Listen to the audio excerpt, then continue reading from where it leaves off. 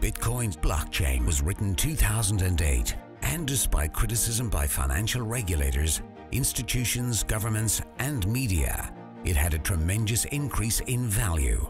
Only between 2009 and 2013, the value of a single coin went from $0.1 to over $1,100. People who had invested in Bitcoin became multimillionaires over a very short period of time, and it's probably one of the most discussed economical successes ever in financial history. One of them was a young Norwegian man who invested $26 only to forget all about it. A couple of years later, his modest investment of $26 had turned into over $850,000. It was an expensive lesson for anyone who was introduced to Bitcoin at an early stage, but who turned it down.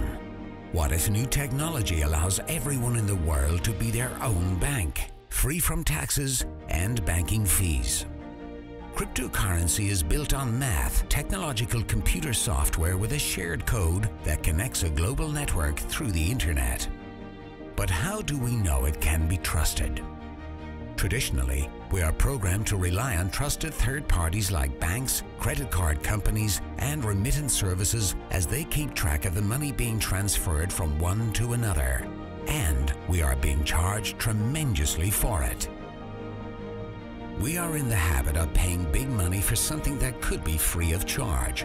Most trust banks so dearly that they think they are solid, honest, and reliable. But what if there are ways that can cut out these middlemen, charging us huge amounts that are cheaper, safer, and faster? While many people associate it with anonymous black market trading, it is actually far from transparent than you may realize. Just think about it. Today you can easily copy and download music and movies online. And cryptocurrency is digital, just like music and movies on internet.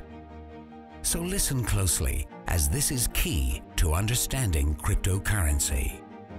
Can you trust that your digital money will not be downloaded as easily as your favorite songs? How can a digital currency retain its value and not be copied online? The interesting thing is that cryptocurrency is not a file on the computer. It is rather an entry in the public distributed database called the blockchain. Let's compare it to today's banks. They keep ledgers of each transaction with a plus and a minus in databases. With cryptocurrency, bank accounts are replaced by an e-wallet where you alone can control it.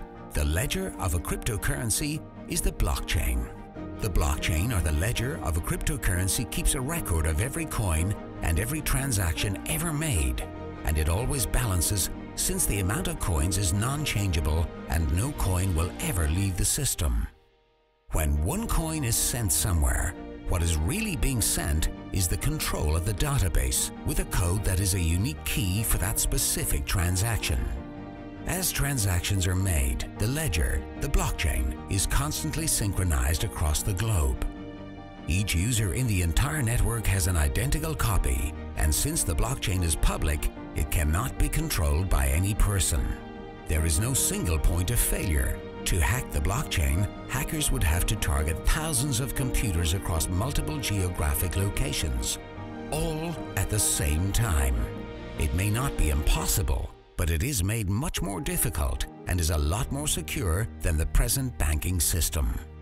The whole system has the potential to replace banks and bankers worldwide. Many people are happy with the system we have today simply because they don't understand it, or simply because they cannot grasp the amount of money we pay our current financial system in fees on a yearly basis. Cryptocurrency is the total opposite of the banking system today, as it is completely transparent, and no one can change either the amount of coins or the mathematical rules dictating the creation after the mining has started. Cryptocurrency is therefore, through the limited amount of coins, impossible to inflate. Cryptocurrency truly holds the potential to make our world more fair. Today, billions of people are living without a bank account while many more have a smartphone. That can give you access to a global personal banking system through the technology of cryptocurrency, banking for everyone. Cryptocurrency is to banking what the internet was to telephony.